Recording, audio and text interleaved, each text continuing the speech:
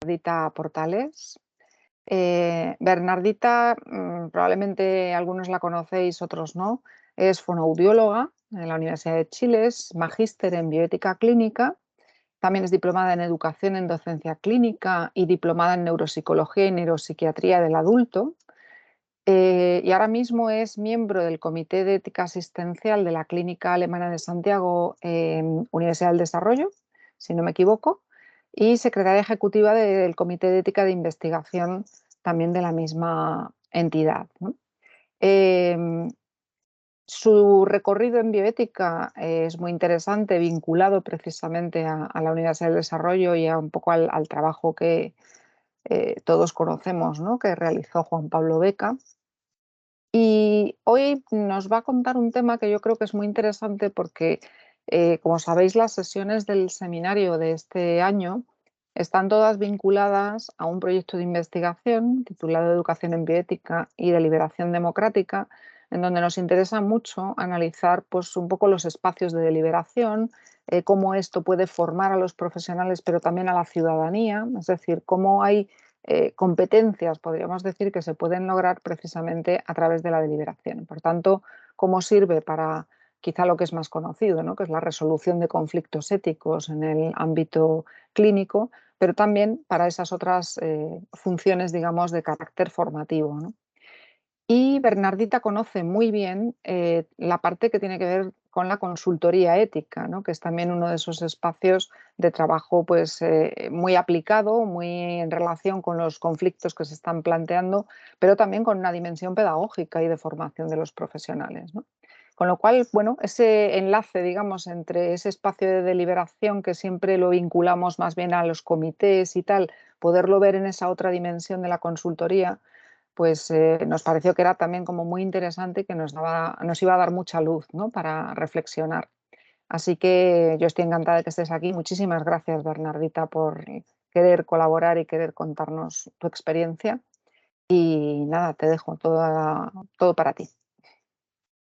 Muchas gracias, Lidia, y a todos los que están trabajando en este proyecto de educación en bioética y deliberación democrática. Como les comentaba Lidia, yo soy parte del Comité de Ética Asistencial de Clínica Alemana desde el año 2015 y desde el año 2019 hago consultoría ético-clínica individual. Y trabajo acá en el Centro de Bioética. Ya no soy secretaria del Comité Ético Científico, que todavía aparece en algunas partes como dentro del currículum, sino que hay otra médico que es secretaria ahora, así que no me quiero llevar sus créditos porque lo está haciendo muy bien, pero yo sigo siendo parte de ese comité. Entonces, yo voy a compartir pantalla. Eh, Aquí no soy muy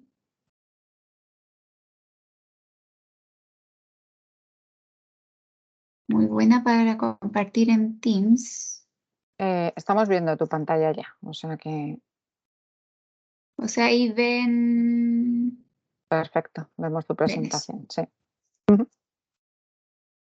Ya, entonces el tema que les voy a compartir y que para que después discutamos o conversemos es la deliberación en la consultoría ético-clínica. Y para esto,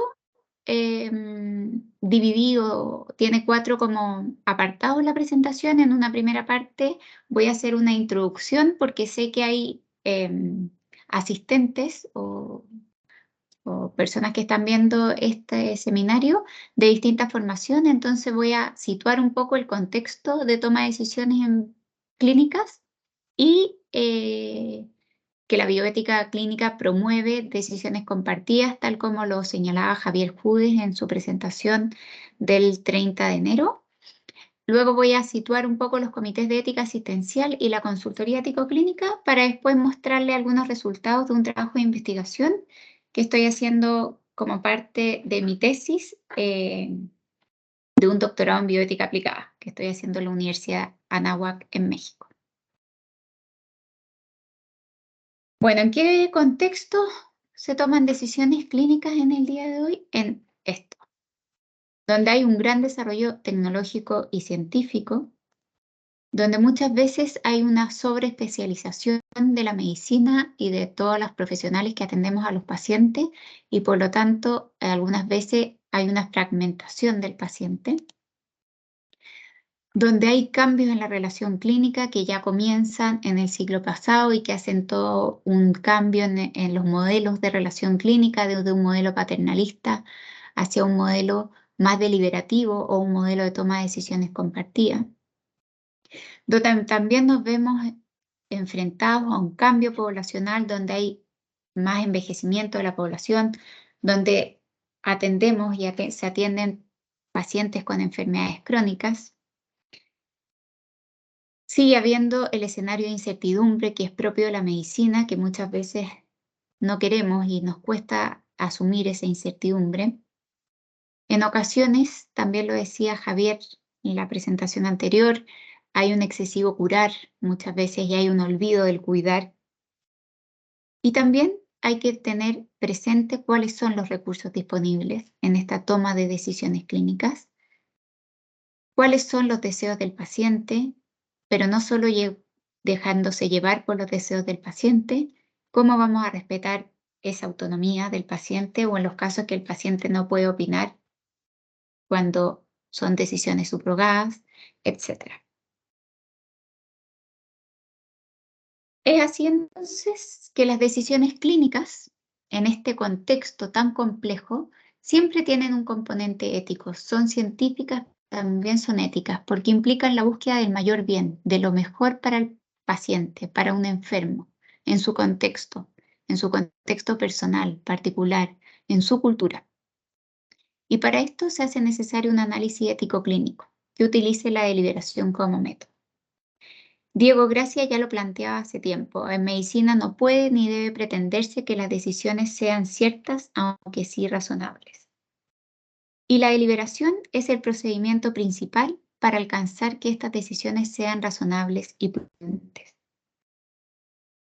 Y nos obliga a tener en cuenta entonces esta deliberación, nos obliga a tener en cuenta a los demás, respetando sus distintas opiniones y justificando los distintos puntos de vista que cada uno pueda tener. Por eso es tan importante la fundamentación en las opiniones. Ahí se me borró, lo último lo cita Carlos Pose en un artículo del año del 2021. Entonces, en esta toma de decisiones, donde la bioética promueve una toma de decisiones compartida, donde se promueve el diálogo, donde ya hay una relación más horizontal entre el profesional sanitario, el médico y el paciente o sus familiares, hay una promoción también de tomar decisiones que sean responsables, pero también compartidas entre todos los agentes y de acuerdo al mejor interés o al mayor bien del paciente, teniendo siempre presente las dimensiones de toda persona, que tienen una dimensión física, pero también una dimensión espiritual, psicológica y social. Una buena relación clínica, entonces, se traduce en una toma de decisiones compartida entre el profesional y el paciente.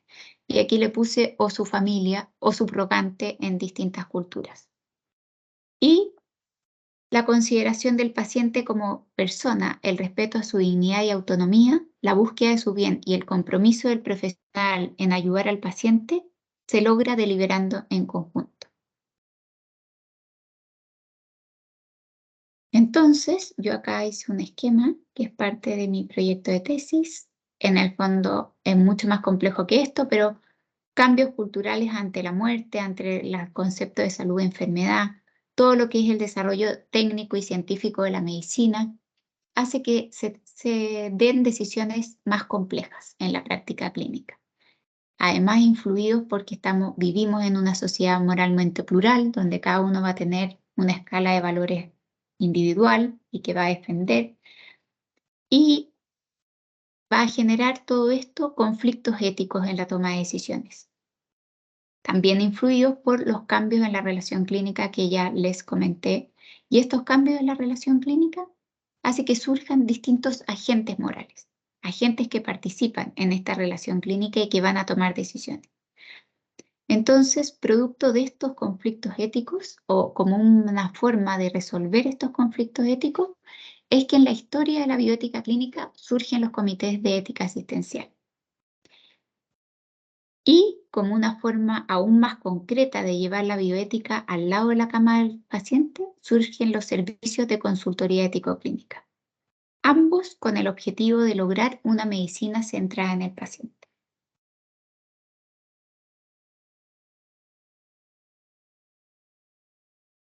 Entonces, la bioética promueve una toma de decisiones compartidas, como ya se lo dije, y la búsqueda de la mejor decisión o las mejores decisiones. Lo puse en plural porque muchas veces no es una única solución. Estos conflictos éticos en la toma de decisiones no es solo un conflicto de valor, en general pueden verse involucrados varios valores y por lo tanto van a requerir distintas decisiones, justificadas clínica y éticamente.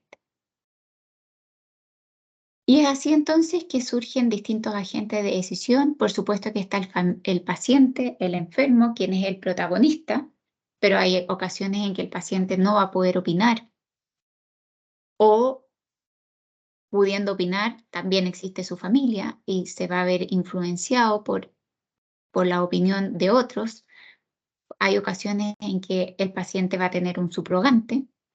Están todos los médicos tratantes y otras especialistas que ven al paciente. Están los otros profesionales de la salud que también formamos parte del equipo tratante del paciente. Están los comités de ética clínica o comités de ética asistencial, como se llaman aquí en Chile, y los consultores ético-clínicos que pueden guiar en esta toma de decisiones o apoyar esta toma de decisiones.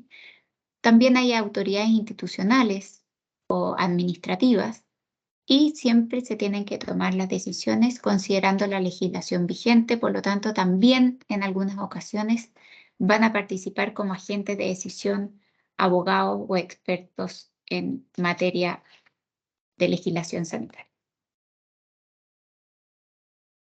Entonces, en el desarrollo de la bioética clínica surgen los servicios de ética clínica. Que estos servicios incorporan, bueno, Mariana Dilborn define estos servicios de ética clínica como formas institucionalizadas de apoyo y asesoramiento a profesionales sanitarios, pacientes y familiares sobre cuestiones éticas derivadas de la práctica clínica o de la atención al paciente.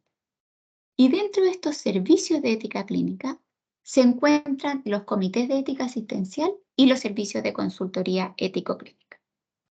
Los comités de ética asistencial que inicialmente se comienzan a formar en Estados Unidos a mediados y fines del siglo pasado, y luego entonces surgen también principalmente en Norteamérica y después en Europa y en Latinoamérica estos servicios de consultoría ético-clínica.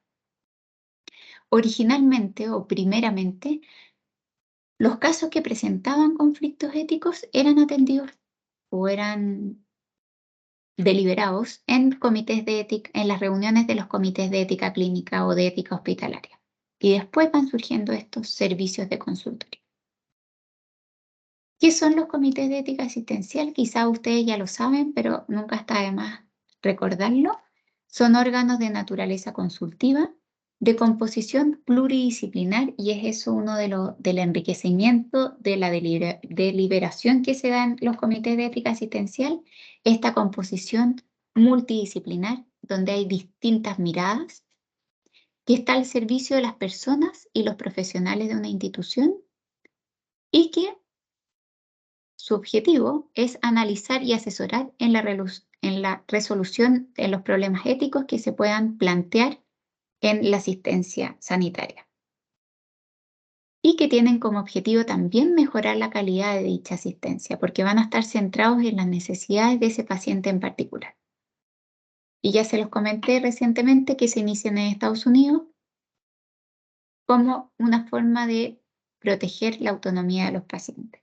Algunos hitos que quizá ustedes también ya los conocen. En la creación de estos comités de ética está el Comité de diálisis de Seattle de los años 60, donde se tenían que seleccionar a los pacientes por la disponibilidad del recurso.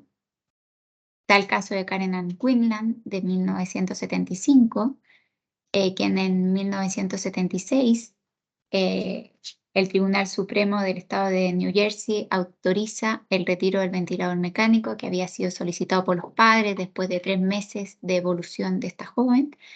Y así van apareciendo distintos hitos. En Estados Unidos también después surge o se promulga la ley de autodeterminación del paciente. La formación de comités de ética asistencial se ve fuertemente impulsada por la Joint Commission, que es una entidad acreditadora de hospitales, quien en 1992 establece que todos los hospitales deben tener un mecanismo para resolver los conflictos éticos que surjan en la atención sanitaria, y después la UNESCO también en el 2005 promueve la formación de estos comités. Y así entonces les voy a mostrar que también la Asociación Médica Estadounidense vuelve a reforzar lo mismo. Dice, los comités de ética asistencial ofrecen asistencia para abordar los problemas éticos que surjan en la atención al paciente y facilitan la toma de decisiones que respeten los valores, preocupaciones e intereses.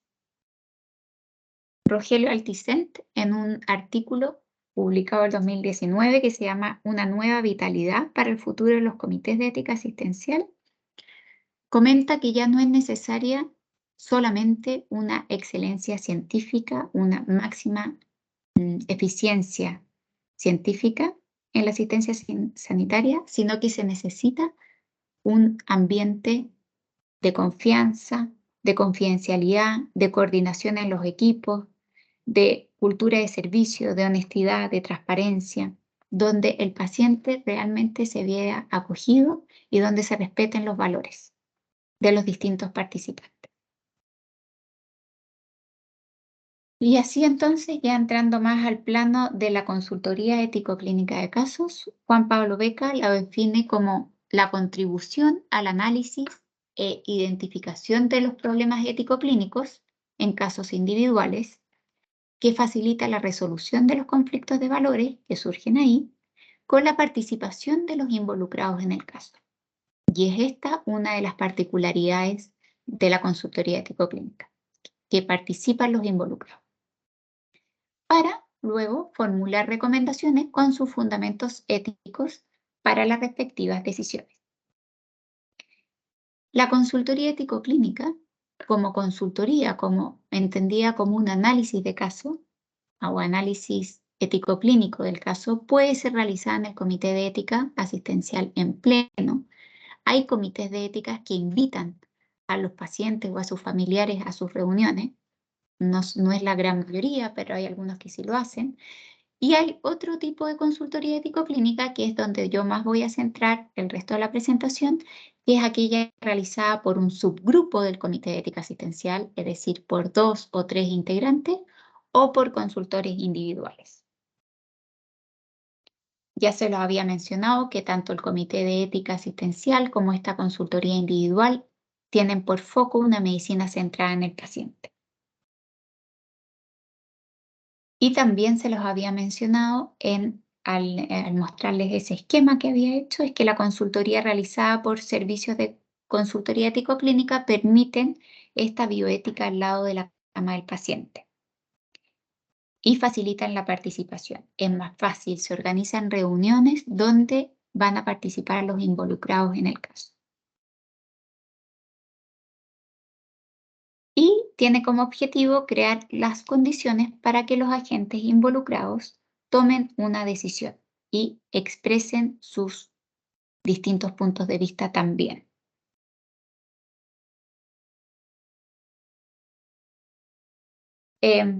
Carlos Pose en el 2021 define también consultoría ético-clínica como persona o un grupo de personas que tienen una formación específica en bioética y que, estando acreditado para ello, ofrece respuestas de urgencia a problemas éticos que se plantean en la institución para la que presta sus servicios, siempre al amparo del Comité de Ética Asistencial. Esto lo voy a comentar un poco más adelante. que es quien realiza la evaluación de las decisiones que va tomando. Ya hay todo un gran debate en torno a quién puede llevar a cabo esta consultoría ético-clínica, sobre todo individual o en grupo pequeño. ¿Ya? Y aquí Carlos Pose plantea que al menos tengan formación específica en bioética y que estén acreditados para ello. De hecho, el Healthcare Ethics Consultant, hay un programa de certificación norteamericano para llevar a cabo las consultorías. El consultor ético clínico actúa entonces como un facilitador para que todas las voces sean escuchadas y se genere un espacio para el diálogo y la deliberación. Pero en este espacio no se libera de autoridad ni de responsabilidad a los clínicos en la toma de decisiones. Ya tiene solo un valor consultivo, no es vinculante, por eso se habla de recomendaciones o sugerencias. Y la solicitud es opcional, no es obligatoria. ¿Ya? Entonces eso vale la pena recordarlo. Y si bien es cierto, la consultoría ético-clínica tiene este punto a favor, que es la rapidez o la agilidad para responder a los conflictos éticos, no por eso es menos formal y funciona como una interconsulta. Y en la práctica asistencial, donde yo al principio, en la primera diapositiva, les mostraba todo este contexto de toma de decisiones, por nombrar algunos de los factores, claramente son frecuentes los conflictos de valores. Que no todos se llegan a los comités de ética o a las consultorías es una realidad. Pero en general, o lo que más se ve es que muchas veces en pacientes en etapa de fin de vida se solicita apoyo a los comités de ética asistencial. Eso es lo más frecuente. Pacientes en etapa de fin de vida, y también es más frecuente la solicitud de apoyo por parte de profesionales que trabajan en unidades de cuidados intensivos. Lo que vale la pena también recalcar es que el consultor ético clínico no es un experto moral, no es alguien que diga lo que se debe o no se debe hacer. Ya no es alguien que va a dar una receta de lo que hay que hacer, sino que, como dice Lisa Rasmussen, el consultor ético clínico, su expertise es tener experiencia en hacer juicios considerando todos los aspectos dentro de un contexto determinado. Este contexto, dice ella, incluye la consideración de la práctica local, las prescripciones legales, la política intrahospitalaria, las características contingentes de los actores y de las partes interesadas en la situación analizada. La experiencia es, yo diría, además de hacer estos juicios, porque uno no es un juez, pero en el fondo muchas veces uno logra guiar esta toma de decisiones, es generar este espacio de deliberación y de reflexión. En un trabajo que hicimos con Juan Pablo Beca el 2019, les voy a mostrar algunos resultados que salió publicado el 2021. Hicimos esta encuesta a médicos intensivistas de clínica alemana sobre el aporte de la consultoría. Era una encuesta que se basaba en las opiniones de los médicos intensivistas de la unidad de cuidados intensivos de adultos. Era un cuestionario de respuestas voluntarias y anónimas, y contestaron 29 de 38 médicos. Se excluyeron 3 respuestas porque el criterio de inclusión del análisis de la respuesta era que hubieran participado en alguna consultoría, y 3 no habían participado.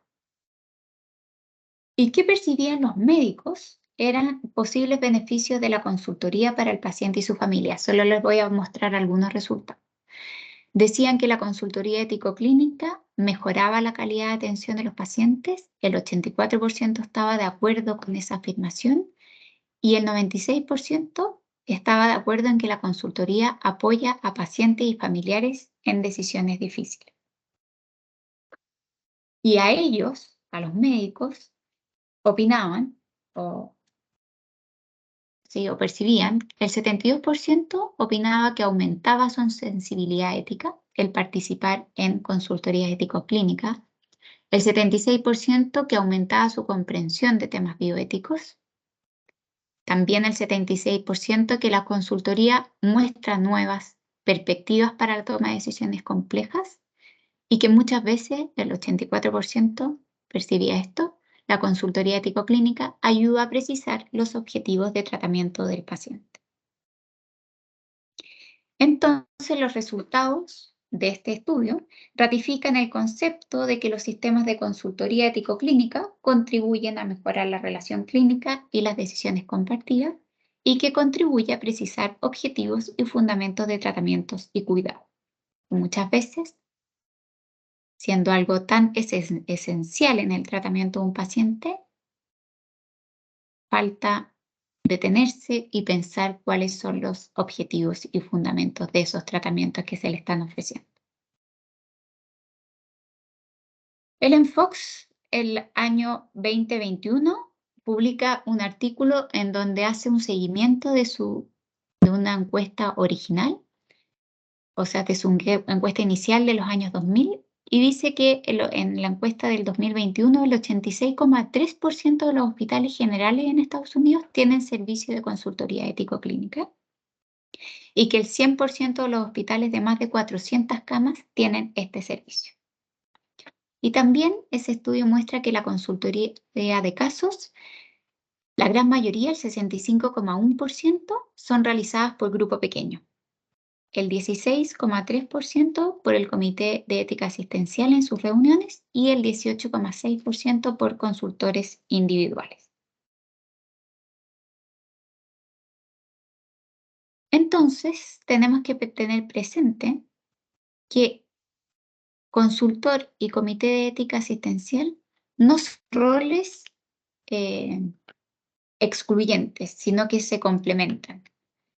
Felipe Solsona comenta que el binomio comité de ética, consultor de ética, responde mejor a las necesidades exigidas por los problemas éticos que se generan en el día a día.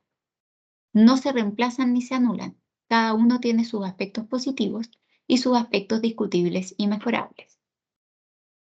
La figura del consultor ético clínico individual irá creciendo cada vez más en el entorno clínico, no como sustitución a los comités de ética asistencial, sino como dinamizador de los mismos, dice Carlos Ponce, o incluso como puente o mediador entre los problemas ético-clínicos de los pacientes o profesionales y los comités de ética asistencial. Diego Gracia también dice que el Comité de Ética Asistencial va a mantener sus funciones, su función consultiva, su función normativa y su función educativa, y que podría actuar como supervisor de las actividades de los consultores, y es así que en la mayoría, o en el caso de nosotros, las consultorías que realizamos se presentan en las reuniones mensuales del Comité de Ética Asistencial, y el Comité de Ética Asistencial tiene más una función normativa en cuanto a elaborar guías y protocolos y una función educativa en cuanto a ofrecer educación continua a los profesionales que trabajen en la institución.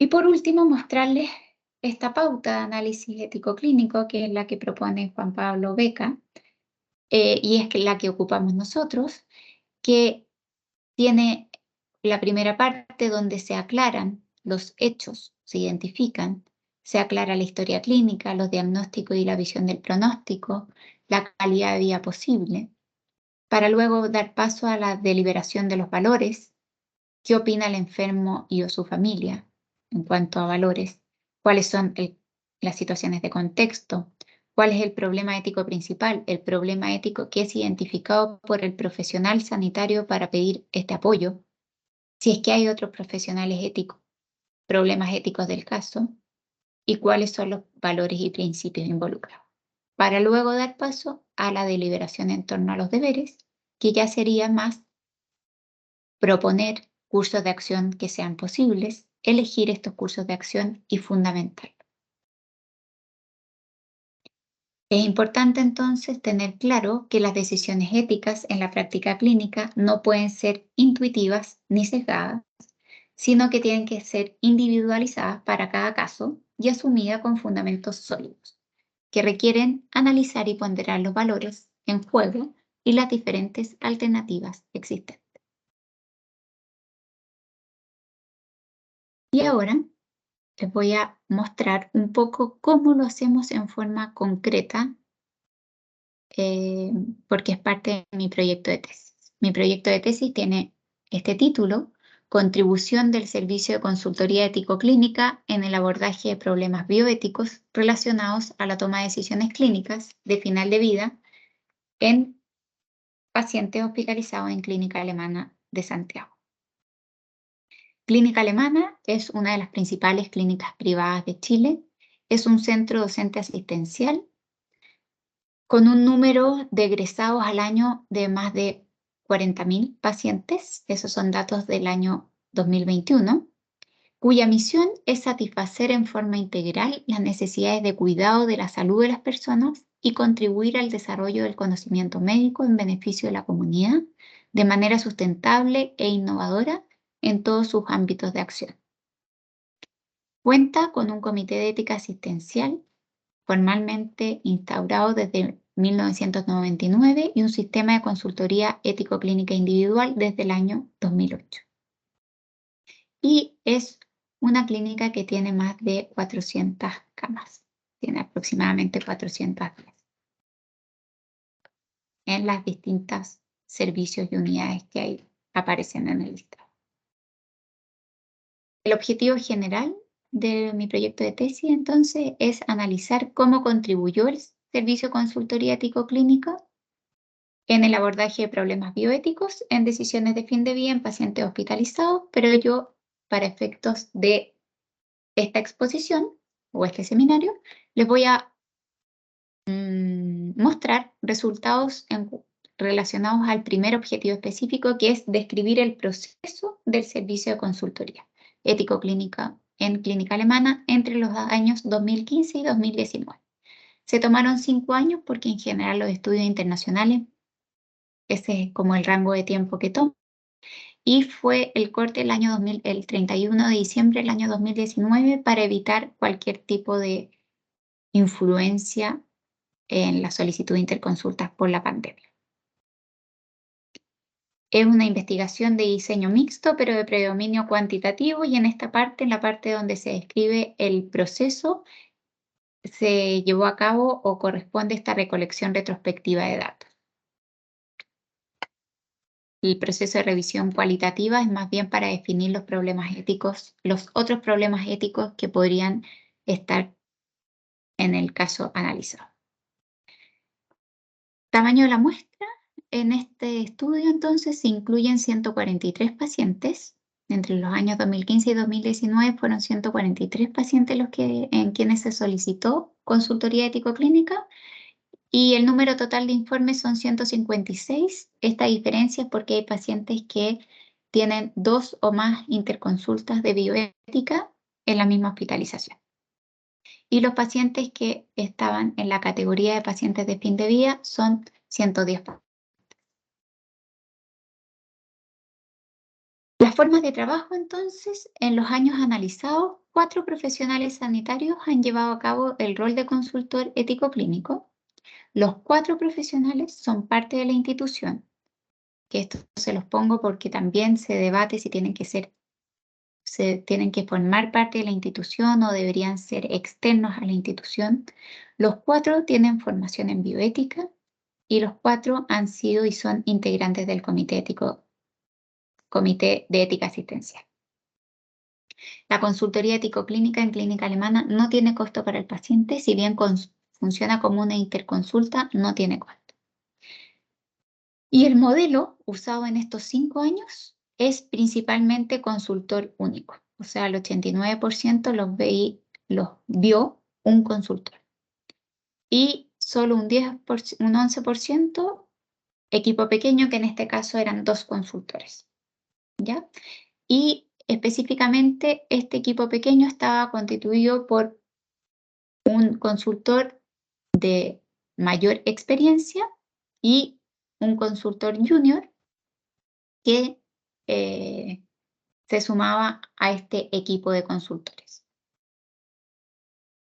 Los motivos de consulta de los informes, principalmente, bueno, ahí se puede ver, 41 era proporcionalidad terapéutica, limitación de esfuerzo terapéutico, seguido por anticipación de conductas, rechazo de tratamiento. Hay algunos motivos que son más bien de seguimiento, otros motivos, y en algunos informes no se especifica cuál era el motivo. ¿Y quiénes solicitan la consultoría, este apoyo? Principalmente médicos, el 91%. Solo hay un caso que lo solicita una enfermera. En clínica alemana lo puede solicitar el equipo médico o el equipo de enfermería, la consultoría ético-clínica, así como el paciente y sus familiares. Pero en esta muestra se ve que todavía es muy escaso que el paciente solicite esta ayuda o su familia. Solo 4 casos.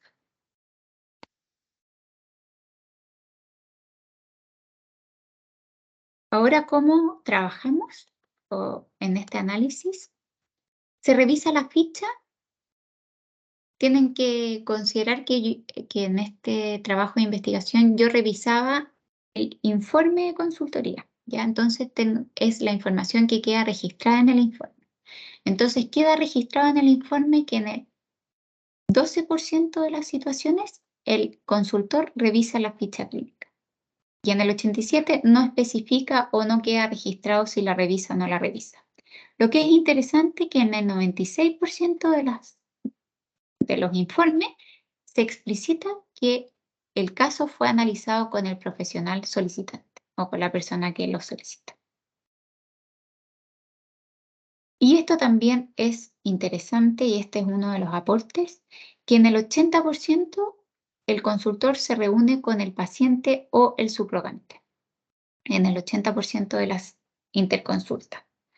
En 10, solo con el paciente, la mayoría es con el familiar, porque son pacientes que en general, si ustedes piensan que de 143, que es la muestra total, 110 están en etapa de fin de vida, muchas veces son pacientes más graves que pueden tener una capacidad de decisión o de toma de decisiones más comprometida, y reunión con el paciente y su familia en 26 situaciones.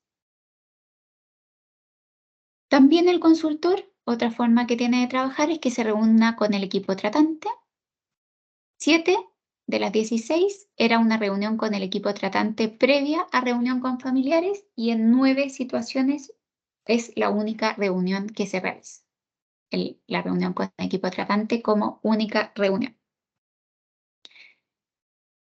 Si ustedes ven, por ejemplo, acá, que son solo las muestras de los pacientes de final de vida, el 67% de los pacientes, este es el número total. 67 pacientes no tenían capacidad para tomar decisiones al momento de la primera interconsulta, ¿ya? Y solo 18 sí. La capacidad de decisión, que se puede entender como la aptitud de la persona de comprender, valorar, razonar y expresar una decisión ponderando sus consecuencias. Lo que vale la pena comentar es que de los 18 pacientes con capacidad para decidir, 16 participan en la reunión de consultoría ético-clínica. Los otros 2, al momento de la reunión, no se encontraban en condiciones de participar. Y del resto, de los 92 restantes, en el 76% el consultor ético-clínico se reúne con el familiar o subrogante. Y esto es muy importante porque ahí, en esta reunión con el familiar y con el paciente, es donde se indagan, donde se delibera en torno a los valores del paciente, a la opinión y a las preferencias del enfermo. Entonces, en la forma de trabajo ya hemos visto cómo se aclaran los hechos, la historia clínica, o se revisa la ficha y además se comenta con el solicitante, en que aclara los diagnósticos y en general la visión del pronóstico y hace un pronóstico de la calidad de vida posible, para luego hacer la reunión donde se delibera en torno a los valores.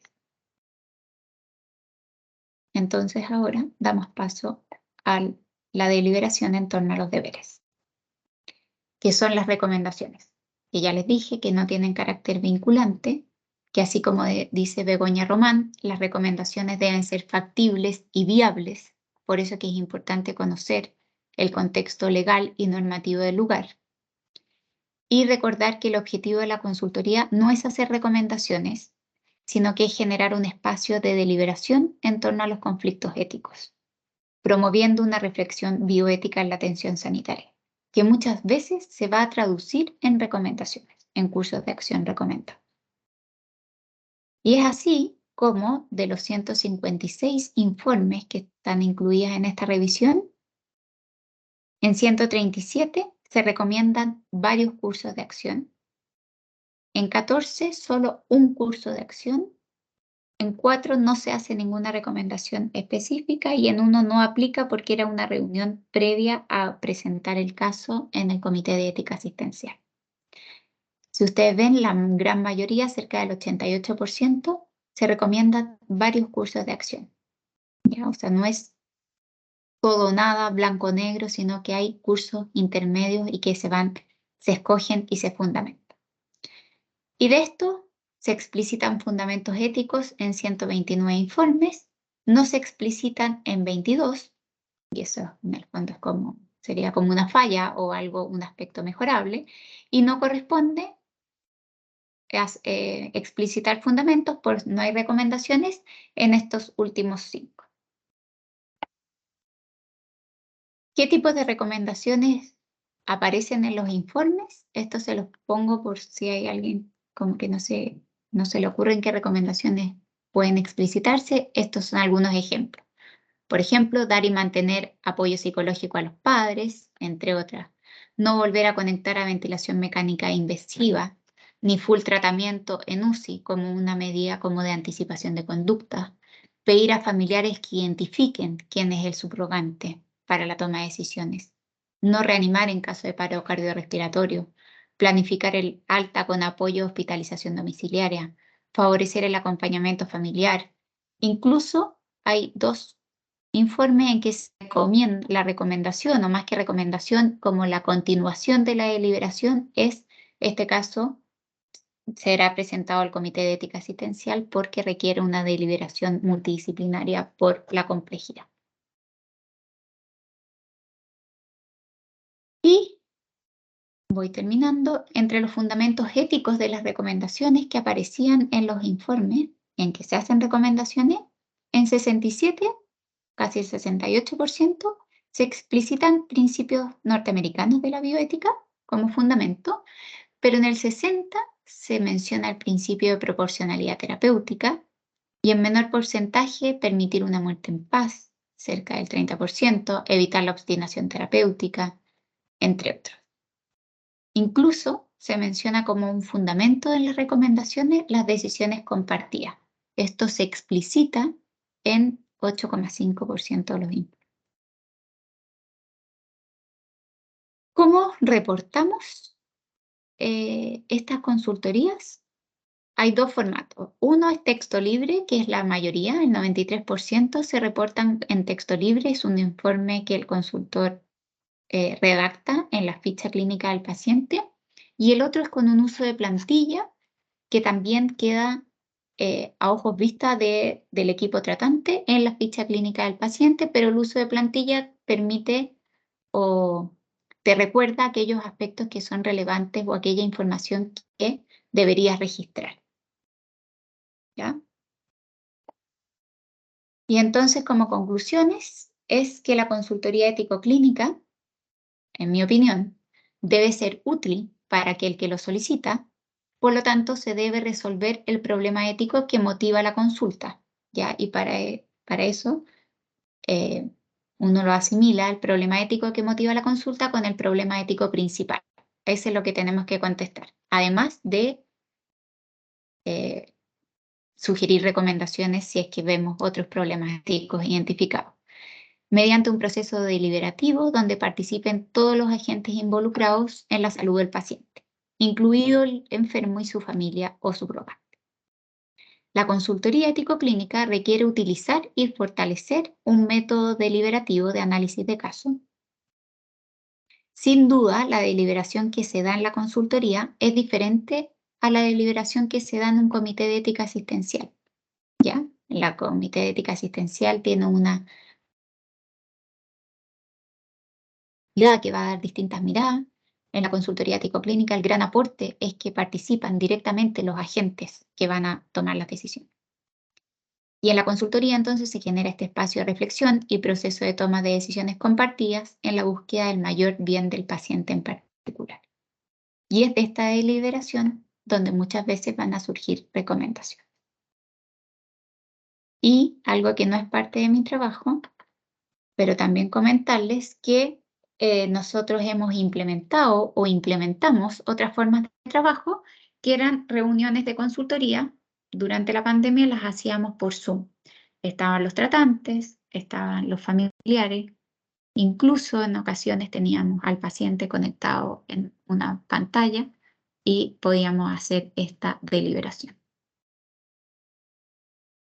Muchas gracias.